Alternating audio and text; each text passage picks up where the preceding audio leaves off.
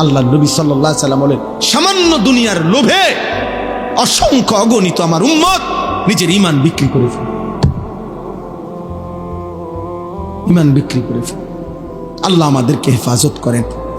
এজন্য বয়স্ক বাবা আপনাদেরকে বলি, আপনাদের কাছে অনুরোধ করি, আপনারা আপনাদের স্ত্রী, সন্তান, ছেলে মেয়ের, পরিবারের সদস্যদের ঈমান, আমল, নামাজ, রোজা, বন্দেগী, হালাল হারামের নজরদারি করেন।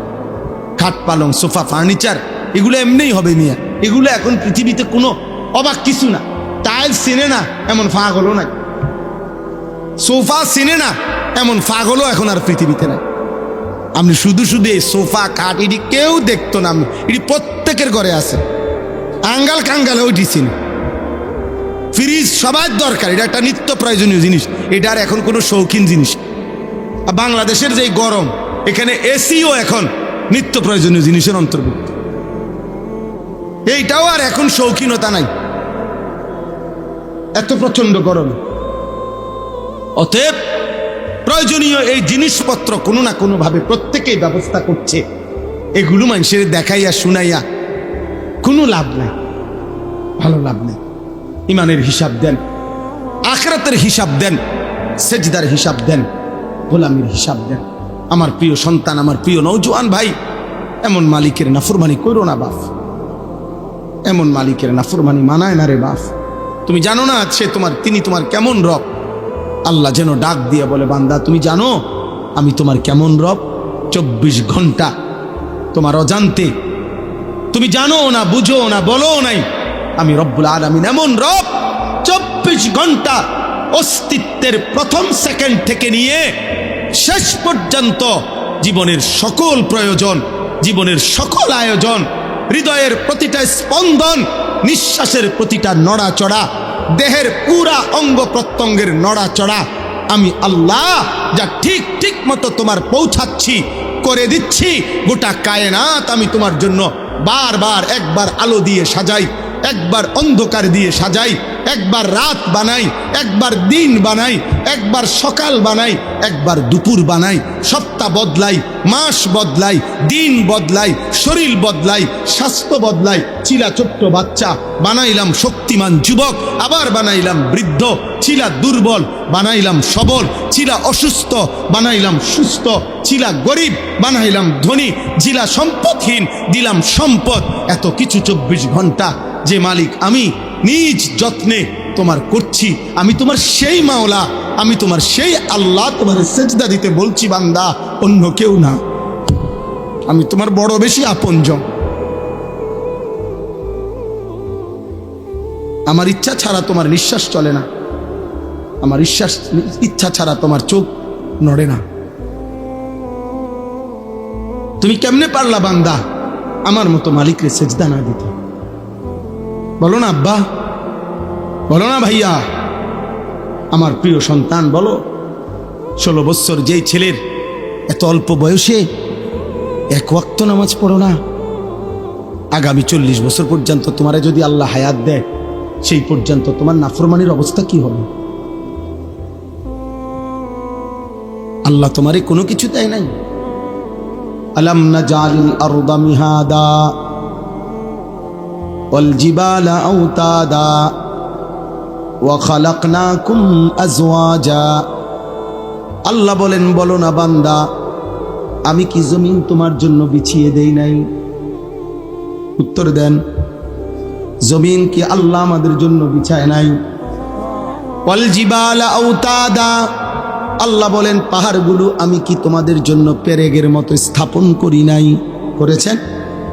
ওয়া খালাকনাকুম আজওয়াজা, আমি আল্লাহই তো তোমাদেরকে জোড়ায় জোড়ায় নারী পুরুষে সৃষ্টি করেছি। ওয়া জাআলনা নাওমাকুম সুবাতা, সারা দিনের ক্লান্তি দূর করার জন্য 2 চোখের ঘুম আমি তো দিয়েছি। ওয়া জাআলনাল লাইলা লিবাসা ওয়া জাআলনান নাহারা মাআশা, তোমার ঘুমের পরিবেশ তৈরি করার জন্য আলোকিত পৃথিবীটাকে অন্ধকারের কালো চাদর দিয়ে রাত্রির আবরণ করে দিয়েছি।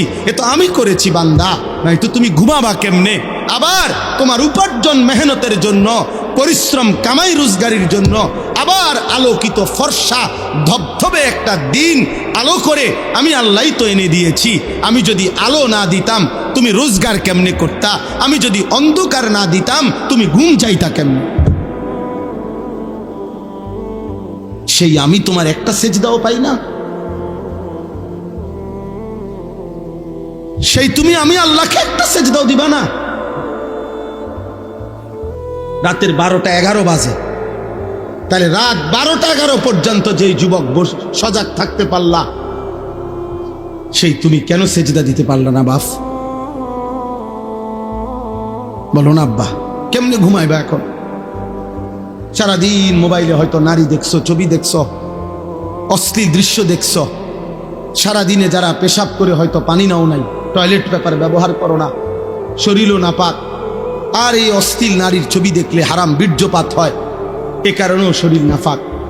এক ওয়াক্ত নামাজও পড়ো নাই, এই অবস্থায় যে ঘুমাইলা, নাপাক দেহ, নাপাক শরীর, দিলটাও নাপাক, এই নাফরমান, এই ঘুম যদি আর না ভাঙে,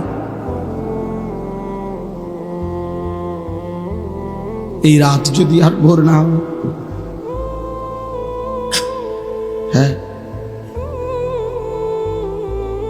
হবে বা? রাসূলুল্লাহ সাল্লাল্লাহু আলাইহি ওয়াসাল্লাম বলেছেন, লা ইয়াজনি জানি হিনা ইয়াজনি ওয়া হুয়া মুমিন। কোন ব্যভিচারী যখন জিনা করে সে মুমিন থাকে না। আর এই নারীর অস্থির ছবি দেখা, এ তো জিনা। নবীজি বলছে চোখের জিনা। নিজের হাতকে নিজের লজ্জাস্থানে নাপাক ব্যবহার করা, এ তো জিনা। নাকিহুল ইয়াদে মালউন।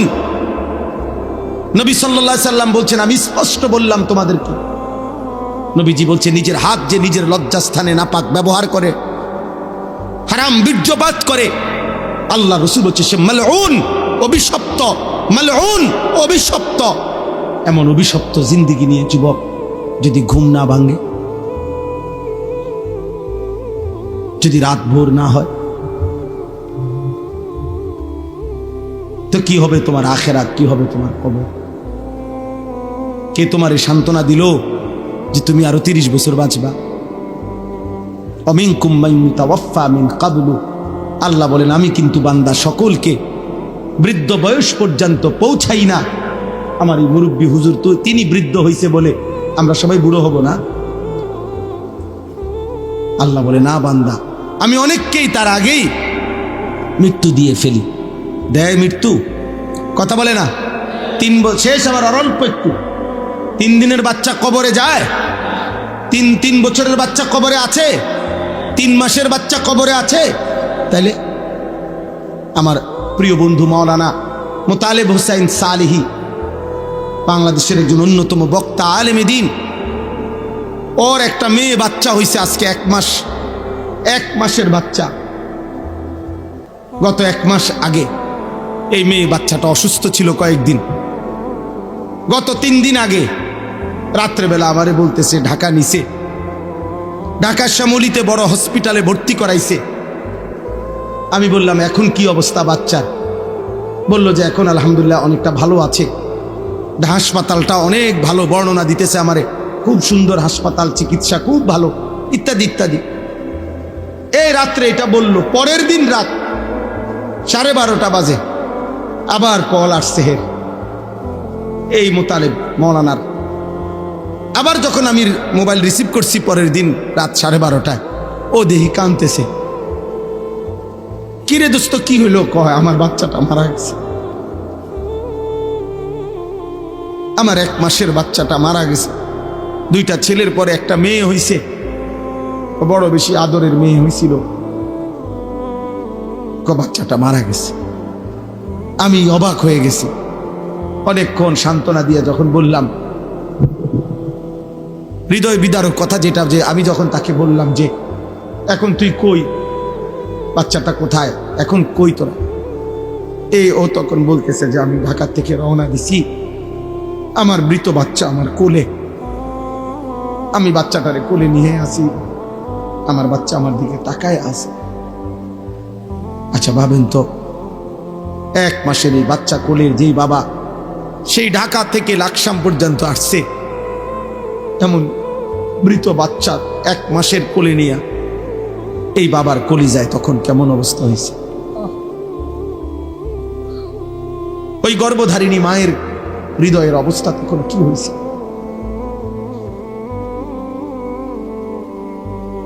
তাইলে বন্ধু আমার, দোস্ত আমার, সাথী আমার, এই মোবাইল নিয়ে তোমরা এমন শুরু করছো কেন? তোমরা কি করছো বাপ? এইভাবে নিজেকে ভুলে গেলা কেমনে? আর এই পৃথিবীর কোনো উপকার না করলা, নিজেরে এভাবে তিলে তিলে নষ্ট করে দিচ্ছ কেন? তোমার চরিত্রের অবস্থা কি তুমি জানো? তোমার দেহের অবস্থা কি? তোমার চেহারার হালাত কি? চুল রাখছো মুশরিকের মতো, শরীর নাপাক করে রাখো। আহা, আল্লাহ তোমাদের উপরে দয়া করেন, আল্লাহ তোমাদের উপরে রহম করেন। এটা কেমন জীবন আব্বা? 1 ওয়াক্ত নামাজ পড়তে মন চায় না, কেমন জীবন? কোনদিন মালিকের নাম আসে। আজকে আমি মসজিদে জুমার নামাজে আমার জুমার বয়ানের তাফসিরে বলছি, শয়তানকে শয়তান কেন বলা হয়? শয়তানকে শিন তা নুন, শয়তানের মূল অক্ষর, অর্থ হলো 24 ঘন্টা যার প্রতি মুহূর্ত যে হক থেকে, সত্য থেকে দূরে, এই জন্য তাকে শয়তান বলা হয়।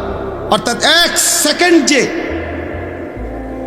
নিজে এবং তার অনুসারীদেরকে 24 ঘন্টা যে হক থেকে, সত্য থেকে, আল্লাহর পথ থেকে সরায়া রাখতে চায়, এই জন্য তাকে শয়তান বলে।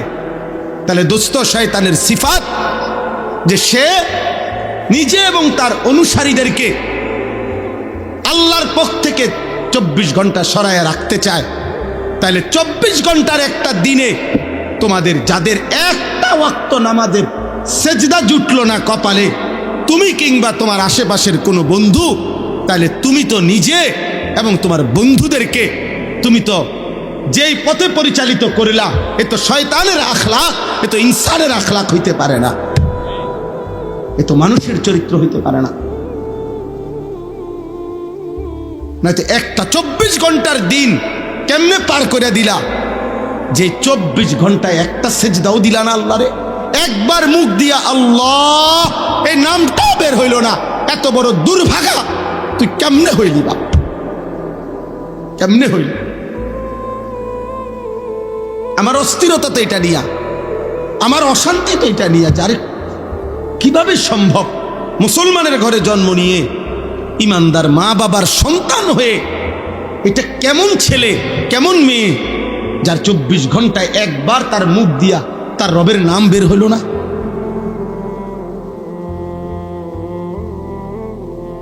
এ কেমন জীবন আব্বা? এ কেমন জিন্দেগি? আল্লাহ আমাদেরকে হেফাজত করেন। বুঝতে শিখেন ভাই, প্রিয় নওজওয়ান, বুঝতে শেখো বাপ। আল্লাহ আমাদেরকে দয়া করেন। এখানে আমি এবার তর্জমাটা বলি, তাইলে আমার কথা শেষ। আল্লাহ তাআলা বলতেছেন, আয়াহসাবুনা আন্নামা নুমিদ্দুহুম বিহি মিন মালিন ওয়া বানিন। এই শেষ 5 মিনিট লাগবে আয়াতের তর্জমা বলতে। তর্জমা বললেই বুঝবেন, একদম সহজ কথা। আল্লাহ বলেন, আমার কিছু বান্দা ভেবেছে, কিছু মানুষ ভাবতেছে, আমি যে তাদেরকে দুনিয়াতে কিছু সম্পদ এবং সন্তানাদি দিয়েছি, ভাত মাছ চাল ডাল দালান বিল্ডিং, বিবি বাচ্চা স্ত্রী সন্তান, টাকা পয়সা প্রভাব প্রতিপত্তি দুনিয়াবি, এগুলা যে আমি তাদেরকে দিচ্ছি, ওরা ভাবছে নুসারিউ লাহুম ফিল খায়রাত, আমি তাদের উপরে খুব সন্তুষ্ট হয়ে আছি, তাদেরকে আমি কল্যাণের পথে রেখেছি। টাকা পাইয়া, বাড়ি পাইয়া, ভাত তরকারি জিফুত পাইয়া ও মনে করতেছে আমার যেহেতু কোনো অভাব নাই, বিপদ নাই, রোগ নাই, ব্যাধি নাই, পেরেশানি নাই, অস্থিরতা নাই, আল্লাহ মনে আমার উপরে খুব খুশি, সন্তুষ্ট, নইলে আমি এত ভাত খাই কা, নাই তো আমি এত বিল্ডিং করি কা। আল্লাহ মনে আমার উপরে খুব রাজি খুশি। হ্যাঁ, বলেই তো, পরিষ্কারই তো বলে। বয়স্ক মানুষও তো এই কথা বলে যে হুজুর আল্লাহর রহমতে, আমনগো দোয়ায়, 10 জনের দোয়ায় আল্লাহ আমারে খুব সুখে রাখছে। জিজ্ঞাসা করবেন, চাচা কি সুখে রাখছে? ওই যে আল্লাহর রহমতে 4 ফুট বিদেশ, 4টা ফুট বিদেশ। 3টা মেয়ে আল্লাহ রহমতে তাগরে বিয়া দিছি।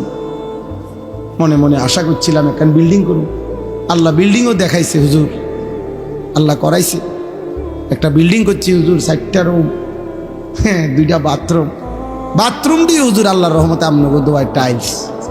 আল্লাহু আকবার, আল্লাহ।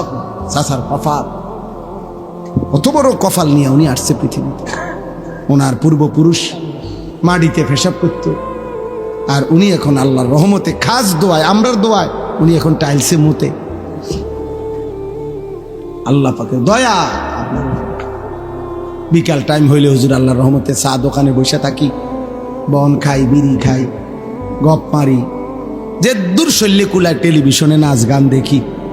আগে তো আর সেই দিন নাই, চাইয়েই থাই শুধু, আর পুরান কথা মনে করি। হ্যাঁ পুরান কথা মনে করে, মনে রাখেন, পুরান কথা মনে করায় করাইয়া ফেরেশতা মেরে টাঙ্গাইয়া ফিরবে। এগুলো মুমিনের সুখের কথা। এক ইমানদার এই সুখের কথা শুনাইলেন, এগুলো তৃপ্তি মুমিনের। আয়াহসাবুনা আন্নামা নুমিদ্দুহুম বিহি মিন মালিন ওয়া বানিন। আল্লাহ বলেন আমার বান্দা ভেবেছে আমি যে তাকে দুনিয়ায় কিছু সম্পদ আর সন্তান দিলাম, এই কথা ভাবছে সে আমি তাকে কল্যাণের উপরে রাখছি। বাল্লা ইয়াশউরুন, আল্লাহ বলে না বান্দা তারা বুঝে নাই, বুঝে নাই। দুনিয়ায় কাউরে অর্থ দিলে, সম্পদ দিলে, মাল দিলে, ক্ষমতা দিলে, বিবি বাচ্চা নাতি নাতনি দিলে আমি তার উপরে সন্তুষ্ট, এই কথার প্রমাণ বহন করে না। যদি অর্থ সম্পদ, মাল আর ক্ষমতা, যদি বিবি বাচ্চার পরিবার, এটা যদি আমি আল্লাহর সন্তুষ্টির চিহ্নই হতো, তাইলে এগুলো তো আমি কাফের বেঈমানকেই বেশি দিছি নাকি? আমাদের এখানে আমরা যারা বসছি এখন, আমরা যদি প্রত্যেকেই, আমরা যদি 30 তালা কইরা এই বাংলাদেশে একটা বিল্ডিং শেষ করি, মনে করেন কাম আজকে মনে করেন বিকালে আমগো 30 নম্বর তালার সবার ছাদ ডালাই দিলাম, তো আপনি খবর নিবেন আজকা, তো শুনবেন ইউরোপ আমেরিকায় আজকে এই পরিমাণ মানুষ হয়তো 200 নম্বর তালার ছাদ ডালাই দিছে। হ্যাঁ, তা আপনি যে আরো তো 170 তালা ফিসে পড়ে গেলেন, হেডি কোন সময় ছাদ ডালাই দিবেন? কথা বুঝেন নাই আমার? দুনিয়া মুশরিকের সমপরিমাণ হবে না তো বাপ, কাফেরের সমপরিমাণ হবে না তো বাপ। দুনিয়া বেঈমানের পরিমাণ হবে না। ওদের সমপরিমাণ অস্ত্র কিনে আমরা ওদের সাথে যুদ্ধ করতে পারবো না। ওদের সমপরিমাণ শক্তি, দুনিয়াবী শক্তি দিয়ে আমরা ওদের সাথে লড়াই করে পারবো না। 1450 বছর ইসলাম কাফের মুশরিকদের সমপরিমাণ অস্ত্র দিয়ে কোনোদিনও যুদ্ধ করে নাই, সমপরিমাণ জনশক্তি দিয়েও, জনবল দিয়েও যুদ্ধ করে নাই। প্রতিবার মোমেনের বিজয় হয়েছে মহান আল্লাহ পাক রব্বুল আলামিনের শক্তিতে। প্রতিবার বিজয় দিয়েছেন আল্লাহ। প্রতিবার মোমেন তার রবের সাথে সম্পর্ক করেই সেজদার শক্তিতে, ইমানের শক্তিতে, কালেমার শক্তিতেই মহান আল্লাহর দয়ায় প্রতিবার ইমানের বিজয় হয়েছে।